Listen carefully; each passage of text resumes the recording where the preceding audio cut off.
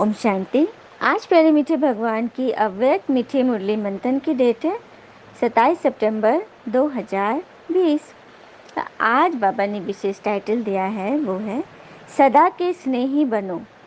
आज स्नेह के सागर भगवान अपने स्नेही बच्चों से मिलने के लिए आए हैं। यह रूहानी स्नेह हर बच्चे को सहज योगी बना देता है। यह स्नेह सारे पुराने संसार को सहज भुलाने का साधन है। यह स्नेह हर आत्मा को पिता का बनाने में एकमात्र शक्तिशाली साधन है। स्नेह ब्राह्मण जीवन का फाउंडेशन है। स्नेह शक्तिशाली जीवन बनाने का पालना का आधार है। सभी जो भी श्रेष्ठ आत्माएं पिता के पास सम्मुख पहुंची है, उन सभी के पहुंचने का आधार भी स्नेह है। स्नेह के पंखों से उड़ते हुए आकर मधुबन निवासी बनते हैं। बाबा कह रहे हैं कि मैं स्नेह का सागर अपने स्नेही बच्चों से मिलने आया हूँ। यह स्नेह ही है जो तुम्हारे पुराने स्वभाव संस्कार को, विकारी स्वभाव संस्कार को आसानी से तुम्हें भूलने में मदद करेगा। स्नेह ब्राह्मण जीवन का फाउंडेशन है। स्नेह ही तुम्हारी शक्तिशाली जीवन का आधार है। सभी जो भी श्रेष्ठ आत्माएं बैठी हूँ, उन सभी के पहुँचने का आधार भी स्नेह है। फिर नंबरवार क्यों बनते हैं? कारण स्नेही सभी है, लेकिन कोई है सदा स्नेही और कोई है सिर्फ स्नेही। हाँ, और तीसरे हैं समय प्रमाण स्नेह निभाने वाले। बाबा ने 3 तरह के स्नेही बताए। एक है सदाकाल के स्नेही, दूसरे हैं स्नेही और तीसरे हैं समय प्रमाण, समय पड़ने पर स्नेही बनते हैं। तो भगवान ने 3 प्रकार के स्नेही देखे। सदा स्नेही वह लवलीन होने के कारण मेहनत और मुश्किल से सदा ऊंचे रहता है। न मेहनत करनी पड़ती, न मुश्किल का अनुभव होता, क्योंकि सदा स्नेही होने के कारण उन्हों के आगे प्रकृति और माया दोनों अभी से दासी बन जाती हैं। अर्थात सदा स्नेही आत्मा मालिक बन जाती है तो प्रकृति माया स्वतः ही दासी रूप में हो जाती। देखा, सदा स्नेही का लक्षण सदा प्रेम में लवलीन रहते, मेहनत और मुश्किल से ऊंचे रहते हैं, ऊपर रहते, उन्हें किसी बात में मुश्किल का अनुभव नहीं होता, तो प्रकृति और माया दोनों उनकी दासी बन जाती है। माया की भी हिम्मत नहीं, प्रकृति की भी नहीं, जो सदा स्नेही का संकल्प, समय व संकल्प अपनी तरफ लगाए। सदा स्नेही आत्माओं का हर समय हर संकल्प है ही पिता की याद और सेवा के प्रति। इसीलिए प्रकृति और माया भी जानती है कि यह सदा स्नेही बच्चे संकल्प से भी कभी हमारे अधीन नहीं हो सकते।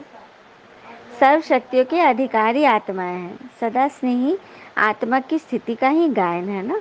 हाँ, एक पिता दूसरा न कोई, पिता ही संसार है। दूसरा नंबर है स्नेही आत्माएं स्नेह में रहती जरूर है, लेकिन सदा न होने के कारण कभी कभी मन के संकल्प द्वारा भी कहाँ और तरफ स्नेह चला जाता। देखा, पहला स्नेही हमने समझ गए, वो सदा याद और सेवा में मगन रहते हैं, सदा ईश्वरीय नियम पे चलते हैं, तो माया और प्रकृति उन्हें आँख नहीं दिखा सकती। लेकिन दूसरे नंबर के जो हैं वो स्नेही तो है, लेकिन सदा नहीं होने के कारण कभी कभी मन के वैर संकल्प की तरफ भी उनका स्नेह चला जाता है। बहुत थोड़ा बीच बीच में स्वयं को परिवर्तन करने के कारण कभी मेहनत का कभी मुश्किल का अनुभव करते, लेकिन बहुत थोड़ा। जब भी कोई प्रकृति व माया का सूक्ष्म वार हो जाता है तो उसी समय स्नेह के कारण याद जल्दी आ जाती और याद की शक्ति से अपने को बहुत जल्दी परिवर्तन भी कर लेते। लेकिन थोड़ा सा समय और फिर भी संकल्प मुश्किल या मेहनत पे तो चला ही जाता है। कभी कभी स्नेह साधारण हो जाता, कभी कभी स्नेह में लवलीन रहते। स्टेज में फर्क पड़ गया ना, लेकिन फिर भी ज़्यादा समय या संकल्प व्यर्थ नहीं जाता, इसीलिए स्नेही है, लेकिन सदा स्नेही न होने के कारण सेकंड नंबर में आ गए। देखा, सेकंड नंबर के स्नेही, हाँ स्नेही है लेकिन सदा नहीं, कभी कभी बीच में मेहनत मुश्किल का अनुभव कर लेते और समय संकल्प भी खर्च हो जाता, लेकिन जैसे ही विघन आता वे तुरंत अपना अटेंशन स्नेह की तरफ कर लेते। तो मतलब फ़र्क तो पड़ता है, जीत तो होती, लेकिन कुछ समय के लिए तो अंधेरे में आ जाते ना। और तीसरे नंबर के हैं समय प्रमाण स्नेह निभाने वाले। ऐसी आत्माएं समझती हैं कि सच्चा स्नेह सिवाय पिता के और कोई से मिल नहीं सकता, और यही रूहानी स्नेह सदा के लिए श्रेष्ठ बनाने वाला है। ज्ञान अर्थात समझ पूरी है, और यही स्नेही जीवन प्रिय भी लगती है। लेकिन कोई अपने देह के लगाव के संस्कार या कोई भी विशेष पुराना संस्कार व किसी व्यक्ति व वस्तु के संस्कार व वैर संकल्पों के संस्कार वश कंट्रोलिंग पावर न होने के कारण वैर संकल्पों के बोझ में पड़ जाते हैं। देखा, तीसरे नंबर के स्नेही सब कुछ पता है कि सदा स्नेह सिवाय भगवान से किसी के साथ नहीं रखना है, उन्हीं से में सब कुछ मिलना है, लेकिन सदा के लिए स्नेही नहीं रहते। कभी कभी अपने संस्कारवश किसी व्यक्ति वस्तु के कारण वैर संकल्प की वजह से मन पे कंट्रोलिंग पावर न होने के कारण वैर संकल्पों का बोझ पड़ जाता है। वह संगठन की शक्ति की कमी होने के कारण संगठन में भी सफल नहीं होते। संगठन की परिस्थिति स्नेह को समाप्त कर अपने तरफ खींच लेती है, और कोई सदा ही दिल से कस जल्दी हो जाते हैं। अभी अभी बहुत अच्छे अच्छे उड़ते रहेंगे, और कभी देखो अपने आप से ही दिल से कस। वह स्वयं से दिल से कस होने का संस्कार भी सदा स्नेही नहीं बनने देता।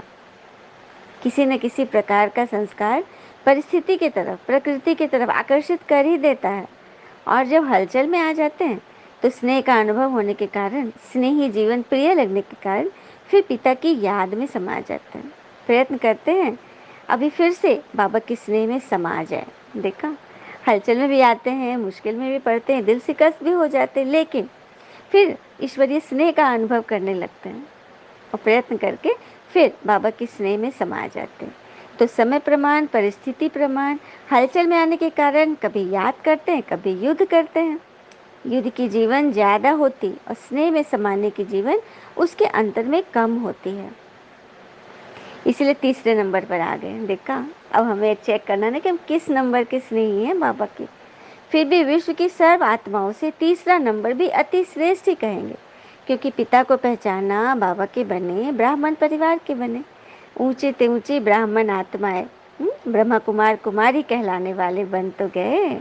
इसलिए दुनिया के अंतर में ये आत्माएं भी श्रेष्ठ है, लेकिन संपूर्णता के अंतर में तीसरा नंबर है। तो स्नेही सभी हैं, लेकिन नंबर 1 सदा स्नेही आत्माएं सदा कमल पुष्प समान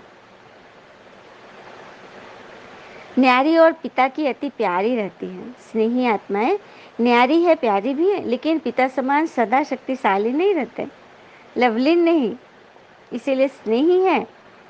उन्हों का विशेष यही स्लोगन है, तुम्हारे हैं तुम्हारे रहेंगे। सदा ये गीत गाते रहते, फिर भी स्नेह है, इसीलिए 80% सेफ रहते हैं। ये सेकंड नंबर के आत्माएं हैं, लेकिन फिर भी कभी कभी शब्द तो आ ही जाता, सदा शब्द नहीं आता। और तीसरे नंबर आत्माएं बार बार स्नेह के कारण प्रतिज्ञाएं भी स्नेह से करते रहते, बस अभी से ऐसा बनना है, अभी से यह करेंगे, अब तो मुझे करना ही है। प्रतिज्ञा भी करते, पुरुषार्थ भी करते, लेकिन कोई न कोई विशेष पुराना संस्कार लगन में मगन रहने नहीं देता, विघन मगन अवस्था से नीचे ले आता है। इसीलिए सदा शब्द उनके साथ नहीं जुड़ता, क्योंकि कभी कैसे होते हैं, कभी कोई न कोई विशेष कमजोरी रह जाती। ऐसी आत्माएं भगवान के आगे रूरिहान भी बहुत मीठी करते हैं, लेकिन हुज्जत भी बहुत दिखाते हैं। कहते हैं डायरेक्शन तो आपके हैं, लेकिन हमारी तरफ से करो भी आप और पावे हम। हुज्जत से, स्नेह से कहते, जब आपने अपना बनाया है तो आप ही जानो। बाबा कहते हैं बाबा तो जाने, लेकिन बच्चे माने तो सही। मतलब ऐसी आत्माएं कहती मैं आपकी बन गई हूँ तो सब आपको करना है, आप जानो। तो बाबा कहते मैं तो जानूंगा, लेकिन बच्चे भी तो जाने और माने। हाँ, तो ऐसे बच्चों पर बाबा को बहुत रहम आता है। ब्राह्मण बच्चे इसलिए स्वयं भी निमित्त बनी हुई आत्माओं द्वारा विशेष शक्ति को यूज नहीं कर सकते। तो ऐसे बच्चों के बारे में बाबा कह रहे हैं कि उन्हें समझना है। आजकल की आत्माएं विनाशी साधनों में या तो बहुत मस्त नशे में चूर है, या तो दुख अशांति में थके हुए ऐसी गहरी नींद में सोए हुए हैं, जो छोटी आवाज़ सुनने वाले नहीं हैं। नशे में जो चूर होता उनको हिलाना पड़ता है, गहरी नींद वाले को भी हिलाकर उठाना पड़ता है। हाँ, तो वही बोल रहे बाबा कि तुम किस नींद में हो। सभी की पिता और पढ़ाई से प्रीत तो अच्छी है, जिन्हों की पढ़ाई से प्रीत है वह सदा शक्तिशाली रहते, बाबा अर्थात मुरलीधर से प्रीत, माना मुरली से प्रीत, मुरलीधर से प्रीत नहीं तो मुरलीधर से भी प्रीत नहीं, मतलब मुरली से प्रीत नहीं तो मुरलीधर से भी प्रीत नहीं। बाबा ने आज फाइनली कह दिया।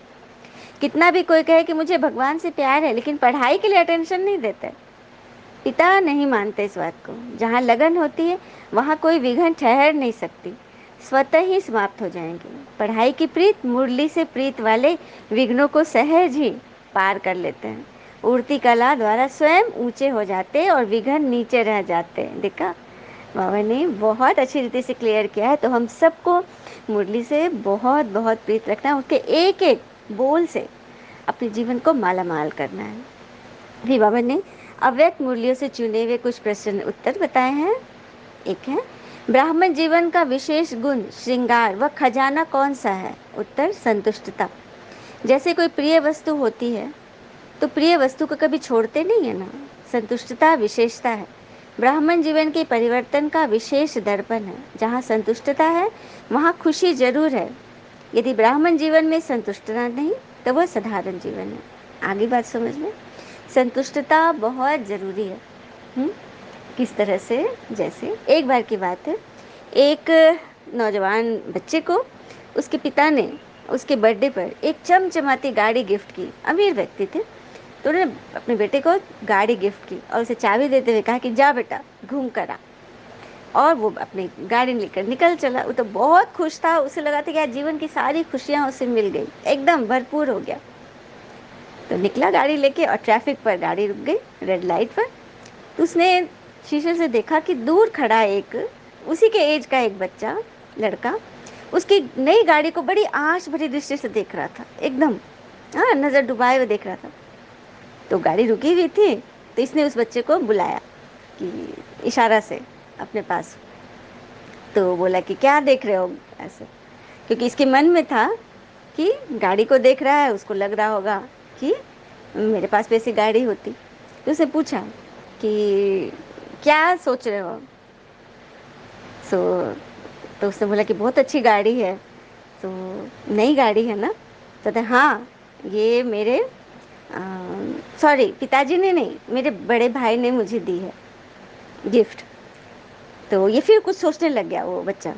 तब इसके मन में आया कि ये सोच रहा होगा कि काश मेरा भी कोई बड़ा भाई होता जो मुझे गाड़ी देता।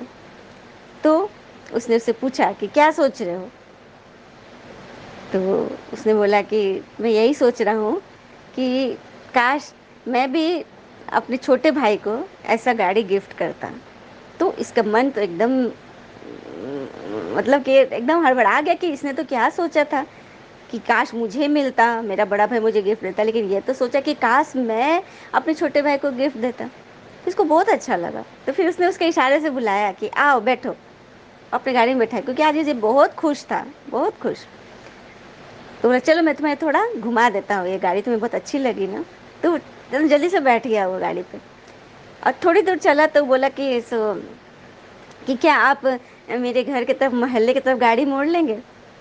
फिर इसके दिमाग में लग चला इस बच्चे के कि ओ मतलब ये अपने मोहल्ले वाले के बीच रौब दिखाना चाहता है कि देखो मेरी पहुंच बड़े लोगों के साथ भी है। लेकिन फिर आज बहुत खुश था, इसलिए उसने उसकी ये बातें मान ली और वो अपनी गाड़ी उसके मोहल्ले की तरफ मोड़ दिया।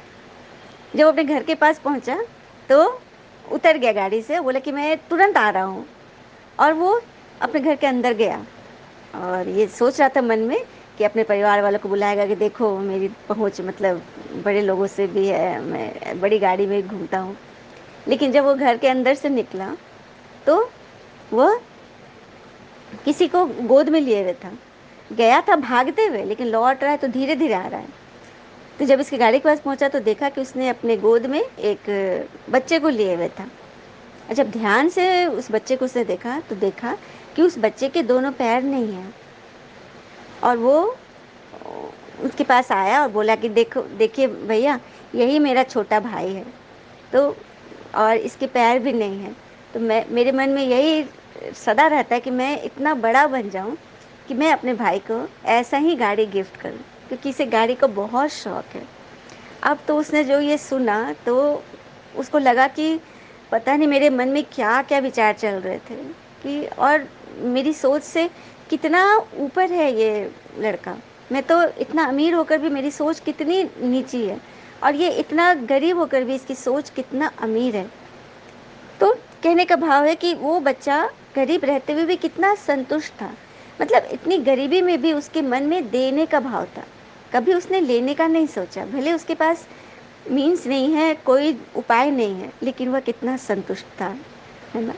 तो भगवान वही कहते हैं ना कि संतुष्ट, जहाँ संतुष्टता है वहाँ खुशी जरूर है। फिर दूसरी पॉइंट, संतुष्ट मनियों की विशेषताएं क्या होगी। तो संतुष्ट मणि कभी किसी भी कारण से, स्वयं से, अन्य आत्माओं से, अपने संस्कार से, वायुमंडल से के प्रभाव से असंतुष्ट नहीं होती। वे ऐसा कभी नहीं कहेंगे कि हम तो संतुष्ट हैं लेकिन दूसरे मुझे असंतुष्ट कर देते हैं। ये भी बहुत बड़ी बात है।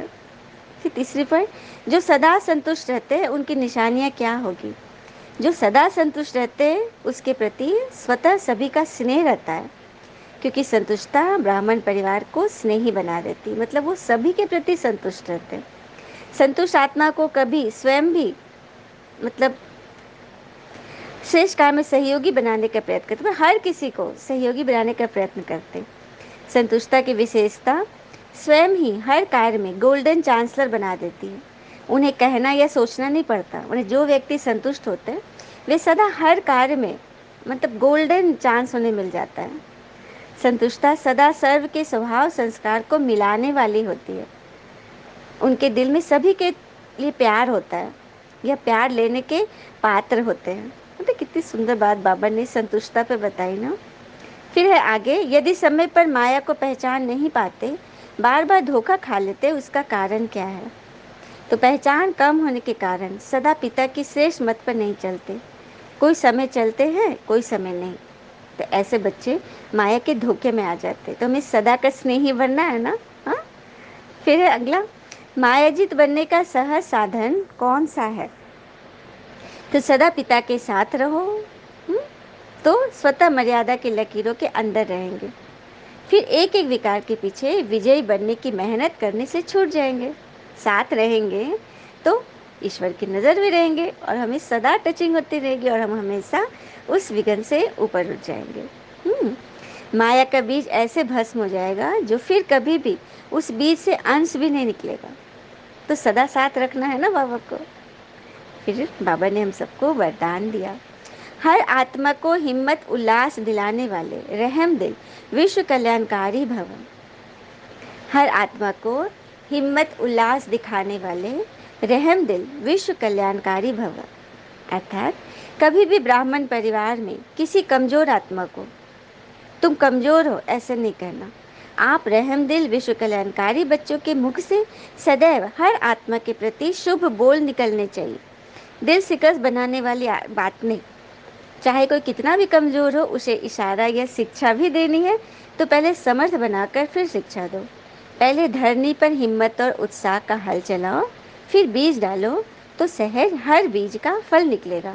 इससे विश्व कल्याण की सेवा तीव्र हो जाएगी। आई बात समझ में। हर आत्मा को, कैसी भी आत्मा हो, कितनी भी कमजोर आत्मा है, लेकिन पहले उसे हिम्मत और उल्लास से ऊपर उठाओ। स्लोगन, पिता की दुआएं लेते हुए सदा भरपूरता का अनुभव करो। भगवान की दुआएं लेते रहना है। कब लेंगे, जब उन्हें सदा साथ रखेंगे। तो सदा भरपूरता का अनुभव करना और कराना है। अच्छा, ओम शांति। शुक्र मीठे बाबा, वो बाबा के प्यारे प्यारे बच्चे। Thank you Baba. All is well always. Om Shanti.